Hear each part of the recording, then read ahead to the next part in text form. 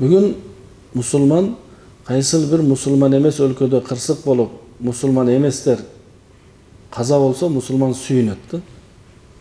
Өлсүн деп шалар.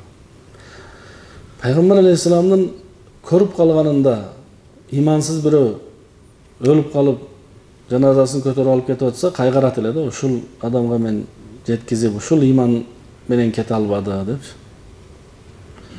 Ошондуктан туугандар, биз өзүбүздү пайгамбарыбыз саллаллаху алейхи вассаламга окшоткондо гана биз үммөт боло алабыз.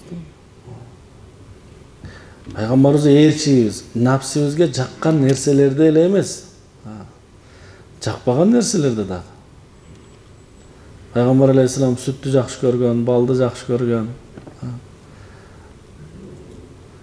Пайгамбар алейхисалам тишин сындырып дуа кылган, кечирген, ошондо жакшы көргөн. Жамандык кылгандарга жакшылык кылган. Ахлак дегени Аллах берген дене мүчөгө Алланын өкүмүн, Пайгамбар алейхисалам сүннөтүн алып келүүнү ахлак деп айтат. Аллах Таала мээ берди. Жана ошол мээге өкүм берди. Ижтанибу касиран миназ-занни инна бa'даз-занни исм. Имандуулар бирөө тууралуу кичине жаман ойдон сактангыла. Себеби бирөө тууралуу кичине жаман ой ойлоп коюу бул арам деген. Ахлак Аллах берген мээ менен инсаниятка жакшы ойдо болуу. Бардык адамдар менден жакшы, капырлар эртең иман келтирсе алар да менден жакшы болот. Мусулмандар учурда менден жакшы барды. Капырлар да эртең менден жакшы болот. Ушуну ахлак деп айтат. Жаман ой ойлоо үчүн далил керек. Жакшы ой ойлоо үчүн ахлак керек. Бирөө тууралуу жаман ой ойлодуңузбу, сиз эмне кылдыңыз? Ошол адамдын Аллах тыйган чегарасынан өтүп кеттиңиз. Аллах ар бир адамдын жанына, малына, ыззат, абирине ой тийгизүүдөн, сөз тийгизүүдөн, кол тийгизүүдөн Аллах Таала тыйган. Эркиндик бар дүйнөдө.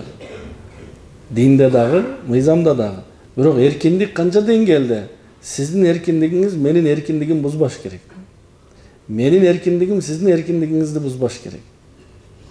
Мен ойлонгонго эркинмин, бирок сиз тууралуу жаман ойлонууга эркин эмесмин. Занну бил муъминина хайра. Пайгамбар алейхисалам айткан, момундар тууралуу жакшы эле ойдо болгула деген. Эң биринчи инсандын мээси бузулат. Мээде жакшы ой болсо, анын адамдын жакшы сөзү болот. Жаман ойлоо инсандын экинчи кадамы эмне? Экинчи кадамы ошол оюн коштоп аңдый баштайт. Ошого Аллах Таала айткан: "Вала таджассасу", бири-бириңерди аңдыбагыла дейт. Бирөөдүн артынан аңдып жүрүш бар го, никесиз төрөлгөн адамдардын сыфаты да. Себеп нике менен төрөлгөн адамга табигатыга жакпайт экен да, бирөөдүн айыбын көрүп алайын деп аңдаганчы.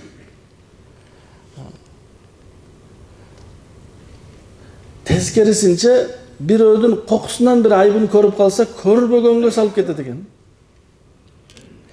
Бир жаман нерсе угуп калды, укпаганга окшоп. Билип калды, билбегенге окшоп жүрүш ушул ахлак.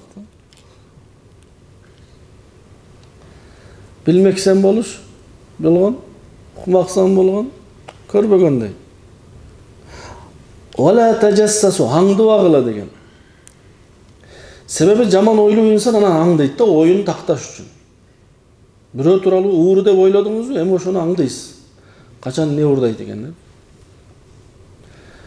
Жакшы ойдо болсоңуз аңдыштын кереги жок. Анын аңдыгандан соң ар бир нерсени жамандыкка жоруйт да, анан сүйлөйт. Вала ягтаб бa'дукум бa'да. Аллах Таала тыйды. Бул уда келген аяттар. Бири-бириңердин артынан сүйлөбөгүлө деген. Анан адам сүйлөйт. Тил бузулду. Бул ахлак. Тилде караңыз, İnsan tili менен zikir kılgan бұл ibadat. Ошондой эле гыйбат кылбагандык да ibadat. Zikir kılgan ibadatынан gıйбат kılбаган ibadаты соғу көбүрөөк турат. Себеби zikir кылыш оңой, gıйбат кылбаш кыйын.